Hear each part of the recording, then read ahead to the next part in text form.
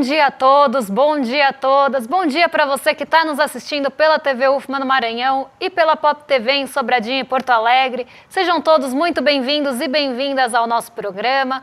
Hoje um dia com alguns assuntos que ficaram até pendentes de ontem por conta do horário, então a gente vai falar da arrecadação fiscal e também vamos repercutir aí as falas do ministro Fernando Haddad em relação a isso. Mas vamos trazer também o relatório do FMI, que saiu ontem, quase na hora do programa, para ver aí qual que é a perspectiva do FMI para o Brasil e para outros países e grupos econômicos. Então a gente vai trazer esse assunto para vocês também. E vamos falar de outras pautas, sem deixar de falar do mercado asiático e do nosso giro de mercado. Mas antes de tudo isso, eu vou dar bom dia para o André. André, bom dia, como você está? Bom dia, Débora. Bom dia a todos os nossos telespectadores. Hoje vamos falar aí das projeções do FMI. Melhorou, foi o país que mais melhorou a projeção em relação ao crescimento econômico aí nesse novo relatório do FMI. Vamos explicar para vocês tudo o que aconteceu. Vamos falar de arrecadação fiscal, mais um mês recorde sem aumentar tributos. Então vamos explicar da onde que está vindo tudo isso.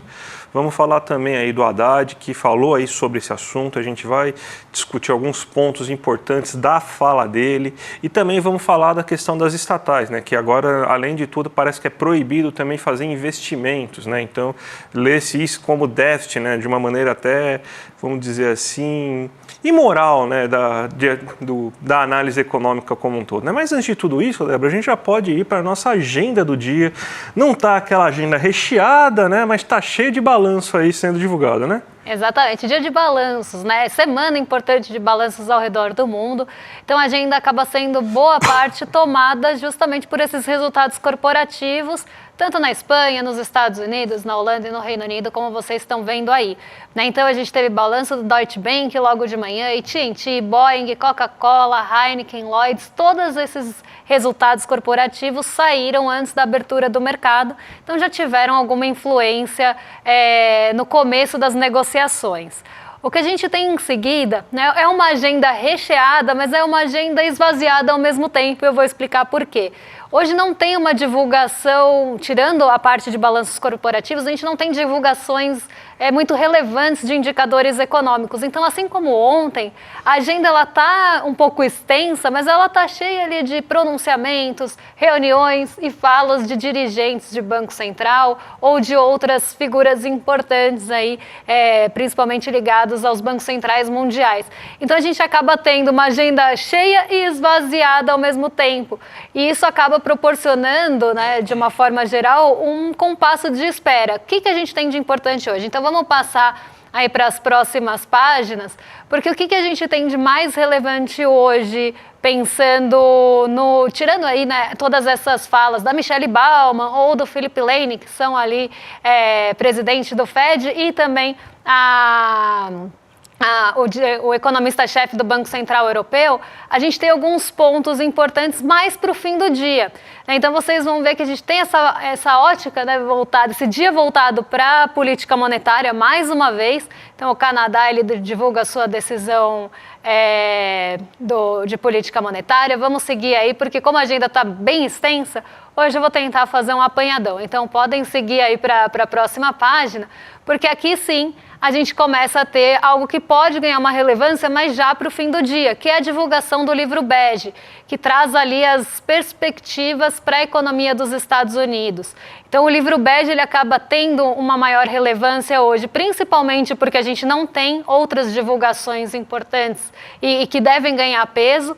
Outro ponto que pode ali mexer é uma divulgação que vai ter às 11h30, que são os estoques de petróleo nos Estados Unidos. A gente sabe como o petróleo Brent ele está volátil nesse período, principalmente por conta das questões geopolíticas do Oriente Médio. Então isso acaba mexendo com o preço do petróleo Brent e qualquer movimentação diferente da esperada, seja, por exemplo, estoques de petróleo acima do esperado ou abaixo do esperado, então diferente do que se projeta, isso tem potencial para mexer com o preço do petróleo Brent. Hoje ele abriu em queda, né? Então logo no comecinho da manhã o petróleo Brent estava em queda, mas essa queda veio já esperando que os estoques de petróleo vão surpreender positivamente nos Estados Unidos. Caso isso não aconteça, a gente pode ter uma virada no preço do petróleo. Então hoje, como falei, é um dia que, por mais que a agenda esteja cheia de encontros e pronunciamentos, tem uma ausência de indicadores de peso. E isso pode trazer o mesmo movimento que a gente estava vendo nos outros dias, que é um movimento de direções mais contidas. Então, sem grandes altas e sem grandes quedas ao redor do mundo. E a gente vai explicar um pouquinho disso, tanto no giro de mercado, como daqui a pouquinho na Ásia. Então já vamos partir aí para a Ásia, né, que a gente tem notícia que a gente sugere todos os dias para vocês aí, livro bege em destaque, ele está falando aqui a notícia, né, mas na Ásia, né, direções mistas, né, sem muita, vamos dizer assim, direção única, mas o Japão como um certo destaque, né, porque teve um IPO lá que foi mexeu bastante com a bolsa japonesa, né, então explica um pouco do que está acontecendo na Ásia e esse IPO aí que aconteceu.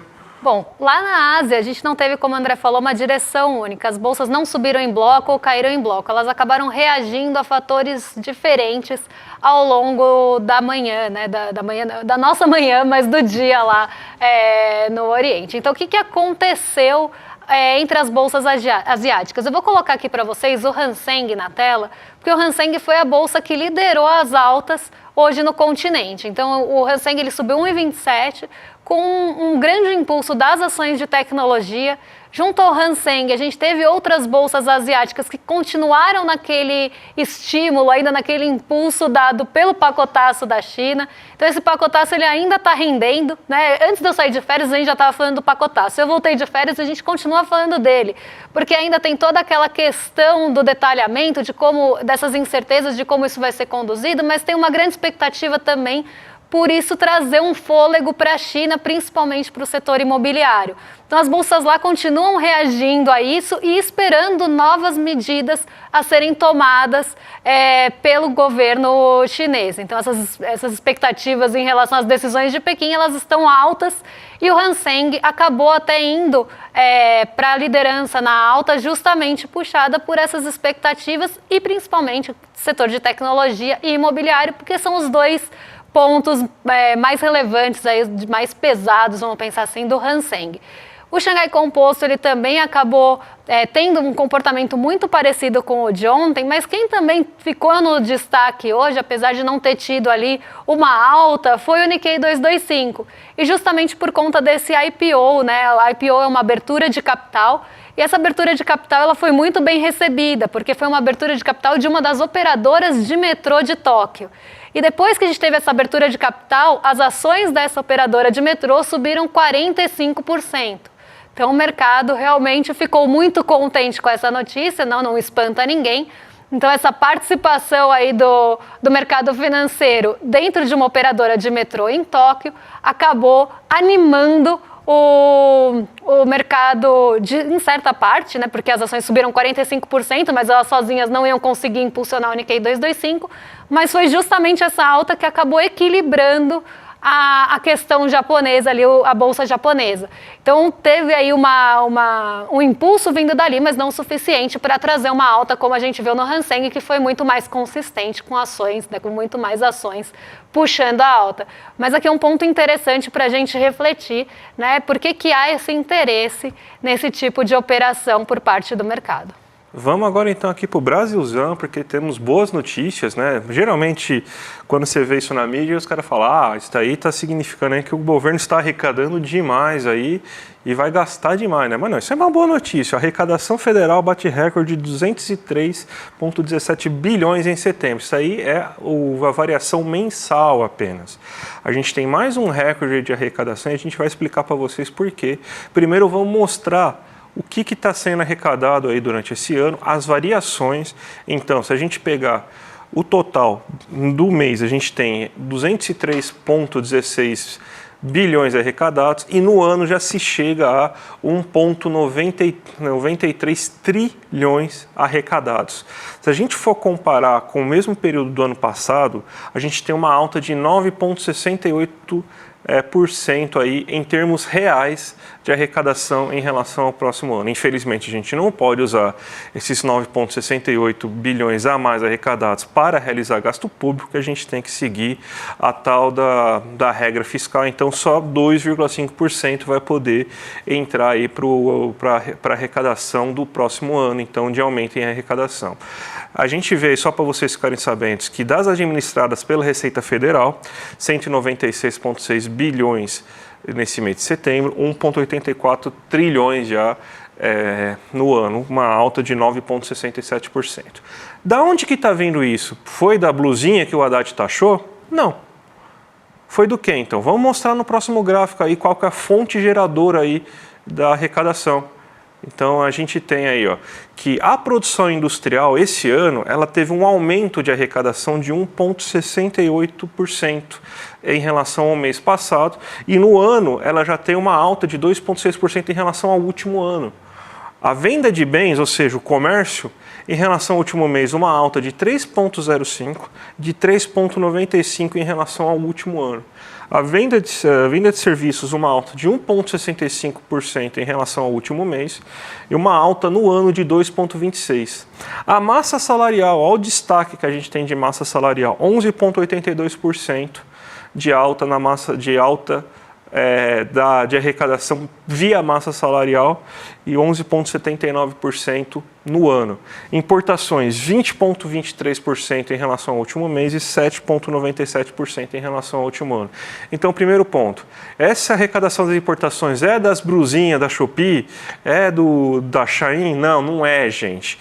Porque isso daí não ia dar nem cócegas nesse aumento de arrecadação. O que está fazendo com que aumente a arrecadação em importações é que o Brasil está importando bens, insumos para a indústria. A gente vem mostrando aí, quando mostra a balança comercial, que a nossa indústria de transformação está importando bastante, principalmente insumos de produção e também máquinas para expandir a produção. Aí, hoje eu vi de manhã um economista falando que o Brasil não está crescendo por causa de investimentos, que o investimento está ínfimo no Brasil, sendo que isso daí está representando uma boa parte do PIB brasileiro, pessoal. Até os números estão sacrificando agora para tentar vender uma narrativa, mas tudo bem. Mas a gente vê que essa alta é imposto de importação vindo dessas máquinas e equipamentos que a gente está importando aqui no Brasil para expandir produção industrial.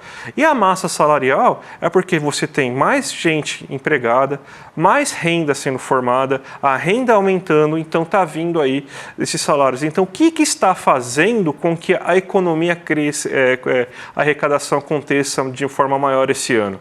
Aumento de impostos? Não teve, aliás, tirando a blusinha da Shein lá, é brusinha mesmo que a gente fala, que é justamente para fazer a piada, né, que o pessoal fala na internet, mas não é disso que está vindo. Está vindo porque a economia está melhor. Então, é uma arrecadação maior, fruto, obviamente, de um melhor cenário econômico que a gente está vivendo. Então, as pessoas gastam mais, via multiplicador, esses gastos também se tornam em tributos, e esses tributos voltam em parte para o governo. Então, mais uma vez, né, Débora, quem diria que realizar gasto público no médio prazo ia gerar também maior arrecadação federal, né? Pois é, e até perguntar, André, se você conhece a Kendi, a quem diria, porque todo dia a gente dá essa notícia de quem diria que isso poderia gerar uma multiplicação, né? Então, se você aumenta a renda da população, se você traz um ganho real, né? E essa população, principalmente com menor renda, acaba gastando esse adicional, esse adicional de renda. Então, lembra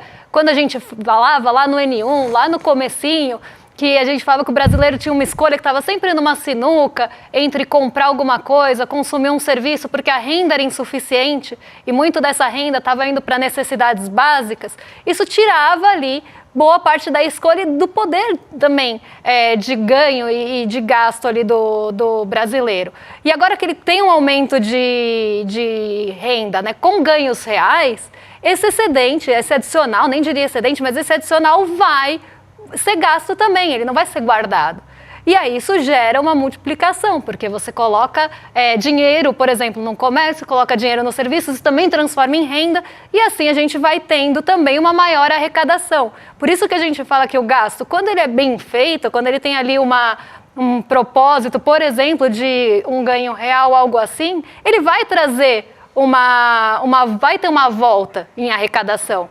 E aqui, né, na parte de importação, não precisa nem dizer, né, André já explicou que não é das brusinhas, porque vamos combinar que um bem industrial, algo ali, né, um bem de capital, por exemplo, vai ser muito mais caro do que uma brusinha e vai ter muito mais tributação.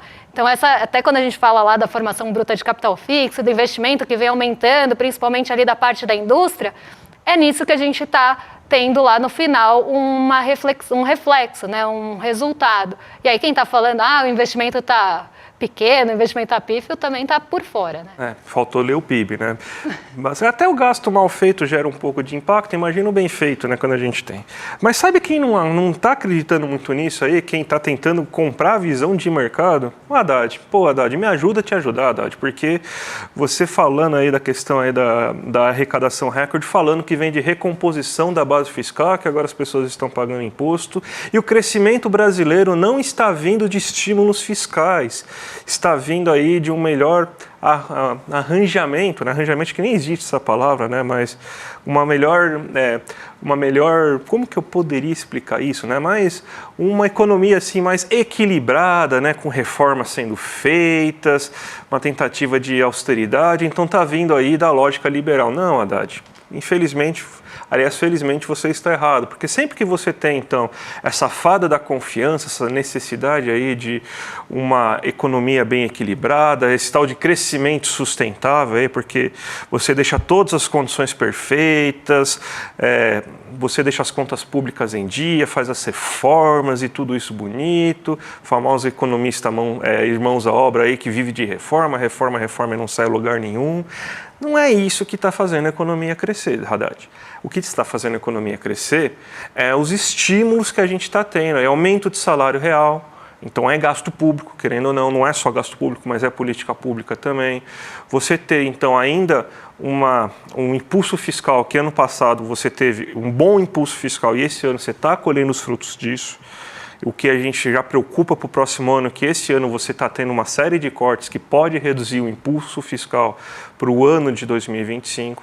Então, sim, é resultado de gasto público, sim, não tem que ter vergonha disso. É para se comemorar, vamos parar um pouco aí de querer comprar a visão liberal de mundo aí, de querer achar assim que a economia brasileira está crescendo aí, segundo as fórmulas de FMI, Banco Mundial, Insper e Companhia Limitada. Não, gente, vamos falar a verdade. Está crescendo da maneira lá que o velhinho Keynes explicou para a gente em 36.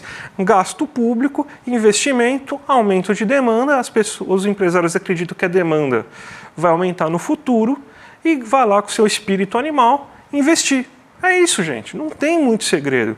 Não dá para a gente ficar adorando a pílula, falando, não, é resultado aí de uma institucionalidade melhor aí da economia brasileira. Não tem segredo, gente. Toda economia que cresceu no mundo e desenvolvida se focou em aumento de demanda, estímulo da indústria, desenvolvimento industrial a partir de demanda aquecida, seja ela interna, seja ela externa, como o caso da China, por exemplo, que primeiro se aproveitou de demanda externa para ir para a demanda interna.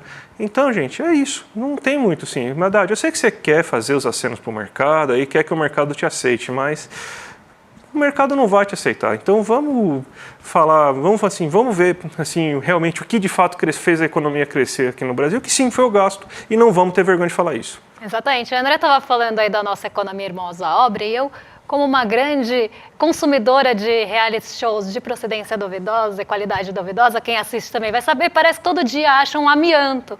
Aí tem que fazer uma reforma nova, né? Para quem sabe, sempre tem um amianto ali que precisa tirar. E aí tem que fazer uma reforma nova. E nunca é suficiente, porque quantas reformas a gente já teve? Né? Se a gente for pensar, teve a reforma trabalhista, depois a gente teve a reforma da Previdência, agora estão discutindo reforma administrativa. Para quem lembra, o Campos Neto estava ali falando ontem, precisa fazer a reforma administrativa para a gente conseguir baixar juros. Sempre vai ter uma nova reforma, sempre vai ter um novo amianto ali que vão achar de desculpa, né? No caso do amianto não seria desculpa, mas sempre vai ter uma nova desculpa para que a gente tenha uma nova desculpa ali inalcançável ou que está mais distante. Então você alcança um ponto, aí você tem um novo ponto para alcançar, uma nova reforma para alcançar, porque sempre vai ter essa justificativa. E a gente não consegue baixar juros enquanto não tiver com a casa arrumadinha e todas essas coisas que são faladas. Então sempre tem um novo porém, sempre tem ali uma nova questão. E quantas reformas a gente já não fez e os juros continuaram altos? Né? Então, e com reformas que, inclusive, achataram, né? E quando a gente fala aqui, principalmente da reforma trabalhista e das consequências disso, né? Achataram boa parte ali dos trabalhadores e nada mudou. Né? Então, sempre tem uma nova reforma, sempre tem uma nova questão, né? E atribuir que essa arrecadação recorde ou que todo o crescimento venha justamente disso, me espanta muito na fala do Haddad, porque ele deveria reconhecer, sim, em vez de ficar defendendo aí o arcabouço com unhas e dentes como ele faz, ele deveria reconhecer sim que o gasto teve o seu papel e as políticas também tiveram o seu papel. Então me estranha, mas não tanto, o Haddad de novo acenar e não vai ter aceno de volta, já estou avisando.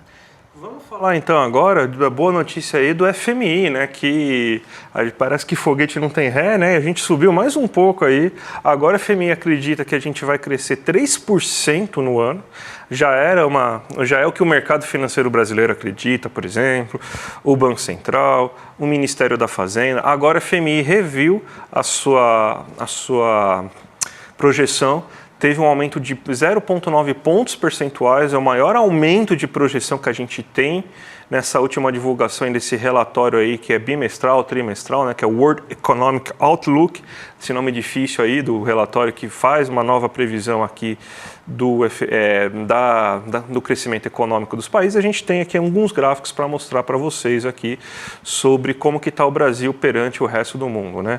Olha, os países que estão aqui em verde, nesse verde mais claro aqui, são os países que vão crescer entre 3% e 6%. Né? O Brasil aí está como boa parte do mundo aí nesse momento. A Argentina, do nosso querido Milei aqui, está nesse vermelho aí junto com, aqui se não me engano, Etiópia, né? Não, Etiópia é um pouco mais para cá, não lembro agora qual que é o nome. Geografia não era meu forte, eu realmente, por isso que eu virei economista, né? Mas você vê aqui que a Argentina está perto de 2 países africanos, aqui da Finlândia, da Irlanda e tal, então você vê aqui que boa parte do mundo vai crescer bem consideravelmente bem esse ano, né? Mas a gente tem outro dado aí também para a gente ver, que é em relação, é o Sudão, foi informado aqui no ponto que é o Sudão aí, que está se igualando com a Argentina, e parabéns, Milei. Então vamos ver aqui agora a lista dos países, né, para a gente ver como que o Brasil está em relação aos demais, né? Você vê que o Brasil está nesses 3% aqui, está junto com Turquia, Hong Kong, um pouco acima dos Estados Unidos, está melhor do que a América Latina e Caribe, melhor do que o G7, melhor que boa parte aí do mundo civilizado, que agora eu vou usar esse termo toda hora, né? O mundo civilizado da Globo News aí, né, que eles gostam tanto de falar, né, que é a zona do euro, Reino Unido. Então está bem acima desses aí, está perdendo para os países em desenvolvimento que estão crescendo bastante esse ano. Então, 4,2%, 4,8% da China, que eles estão tentando chegar em 5%. A gente não tem a Índia aqui, mas também deve estar com crescimento acima de 5%. Então, o Brasil parece que está bem na fita, né, Débora? Exatamente, está acima aí de vários, inclusive do G7. Se a gente for considerar, né, Estados Unidos, nem precisa falar da zona do euro, que tem toda a dificuldade que vem enfrentando.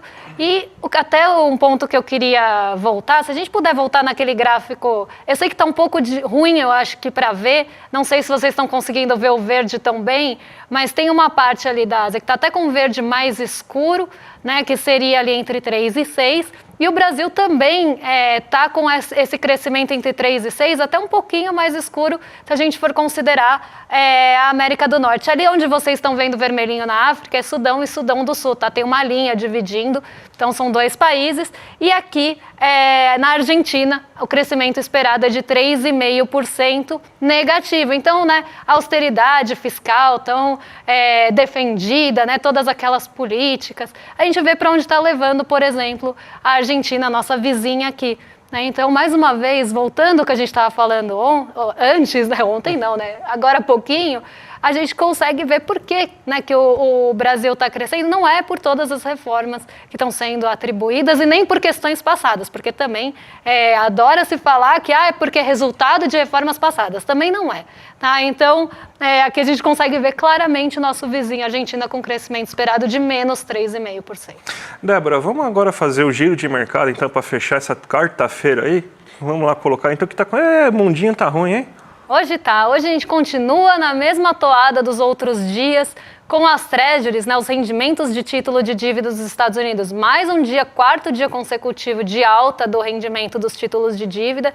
Isso está enxugando muito o apetite pelo risco, então tem uma série de incertezas em relação à taxa de juros final dos Estados Unidos esse ano. E a gente está num momento bem volátil por lá, porque tem a corrida presidencial, tem toda a questão também de próximos indicadores econômicos que podem ou não reforçar os cortes menores nos juros. Então tem bastante incerteza, principalmente em relação ao mercado de juros dos Estados Unidos. E isso acaba impactando o nosso mercado de juros também, porque não só a gente tem essa pressão vinda dos Estados Unidos, mas também a gente tem esse mercado financeiro que pode dar a mão para o Haddad e sair correndo, que também só olha para o fiscal. Então, todo dia que eu abro, eu tenho um agregador, vamos pensar assim, de notícias de mercado financeiro aqui do Brasil. Todo dia que eu abro as notícias de manhã, à tarde, a hora que for, eu vejo que tem ali uma discussão como o mercado está preocupado, como as preocupações em relação ao nosso fiscal são crescentes. E aí eu penso, né, que preocupações são essas, que risco fiscal é esse que o mercado tanto pinta, que a nossa taxa de juros futura esperada para 32 chegou a 12,83.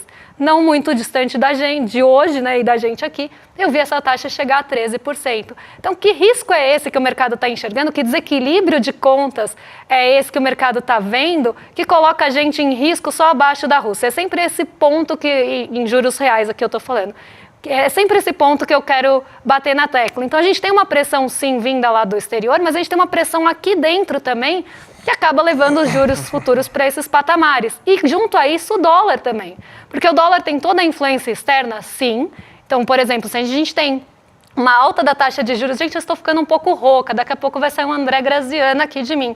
Mas aqui a gente está vendo, né, as treasuries de 10 anos pressionando, sim, a nossa taxa de juros e o câmbio, porque sai dinheiro daqui para buscar ganho lá nos Estados Unidos, que é considerado o porto seguro ali, num momento de incerteza, de instabilidade, e quando ele paga mais, o recurso vai fluir para lá também. Mas a gente tem um outro ponto bem importante aqui, porque quando a gente começa a ter um mercado que ele está desagradado com algum ponto e quer fazer uma pressão, ele vai pressionar tanto nos juros quanto no dólar. Então ele vai especular sim com o dólar e vai fazer com que o câmbio tenha ali, né, um desequilíbrio. Então aqui no caso seria não gosto de usar a palavra desequilíbrio, mas tem uma queda aqui do nosso real, uma desvalorização do nosso real, uma alta do dólar, por uma pressão do mercado também, porque ele passa a operar contra a nossa moeda, comprar dólar também para se proteger, porque acredita que a nossa moeda vai enfraquecer. E isso faz com que a gente tenha outros pontos que são afetados por isso, como, por exemplo, a inflação ao produtor, que tem uma sensibilidade enorme a dólar. Então, aqui a gente vê esse exemplo, né, do mercado jogando com duas variáveis que têm um poder de mexer com outras variáveis. E então a gente não pode só atribuir aos fatores externos, porque tem uma pressão vindo aqui de dentro. O DXY sobe hoje, dólar frente aos pares, inclusive mais do que o nosso real está desvalorizando, e o petróleo Brent, como eu falei, agora está quase numa estabilidade, abriu bem em queda, mas justamente nessa espera que daqui a pouquinho saem os dados de petróleo e de estoques de petróleo. Então está bem no 0 a 0, bem andando de lado. E nossa bolsa caindo mais uma vez hoje junto com Nova York, aí justamente por essa incerteza e essa incerteza também no exterior que está penalizando muitos emergentes. Então nossa bolsa mais um dia aí em queda e hoje sem apoio de commodities, nem do petróleo, nem do minério de ferro.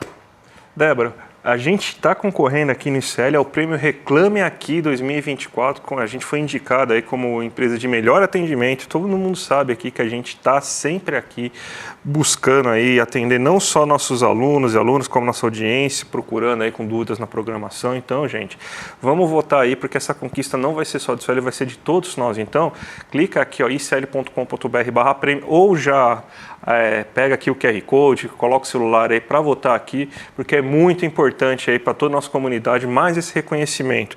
E lembrando que no dia 31 de outubro, a gente tem essa live maravilhosa aí, que é o lançamento do livro aí, Conversas com Pepe Mujica, reflexões do personagem mais inspirador do nosso tempo e o do futuro da humanidade, né? Então, todo mundo sabe a importância que o Mujica tem para a esquerda, o mandato dele de 2010 a 2015, como foi importante. Esse documentário aí vai ser exclusivo, vai ser a estreia mundial desse documentário, que vai acontecer nessa quinta-feira, 8 da noite. Então, gente, se inscreve aqui pelo link iclmercado.com.br, que vai ser imperdível. E vamos entregar agora para os nossos vizinhos aí do rolê ICL, né? Que parece que vai fazer aniversário, um ano aguentando o William De Luca. e Guga Noblar. Então, 1 ano já aguentando eles. Quem diria, hein? Pois é, Kendi. Tô brincando, mas eu tava até pensando que falha na agenda do mercado financeiro que não tinha 1 ano de rolê ICL. Então, agora a gente passa aí pro rolê ICL o bastão e vocês vão ficar com essa edição de 1 ano. Parabéns pro rolê ICL, parabéns pro William De Luca, pro Guga Noblar, pra Robertinha, que tá lá também de vez em quando. Então, um beijo pra vocês. A gente volta amanhã e vamos comemorar agora com o rolê ICL. Rolezeiros, um beijo e até lá. Até mais, gente. Tchau, tchau. Num momento onde a extrema-direita ganha tanta força no mundo inteiro e os métodos da esquerda para poder se aproximar das pessoas e para poder se comunicar com as pessoas é tão questionado, uma liderança se torna fundamental. Pepe Mujica, ele que, enquanto presidente da República, doava a maior parte do seu salário, ia trabalhar com seu Fusca 1987 e deixou a presidência para voltar a morar na sua chácara, dirigindo seu trator, adotando uma vida austera, uma vida que para muitas pessoas é inspiradora num mundo que vive tanto em função do consumismo. A obra produzida pelo escritor Fabiano Restivo, chamada Conversas com Pepe Mujica, vai ser exibida com exclusividade no lançamento mundial pelo ICL no dia 31 de outubro, às 8 horas da noite. Ninguém pode perder esse momento. Dia 31 de outubro a gente está junto, assistindo Conversas com Pepe Mujica, às 8 horas da noite.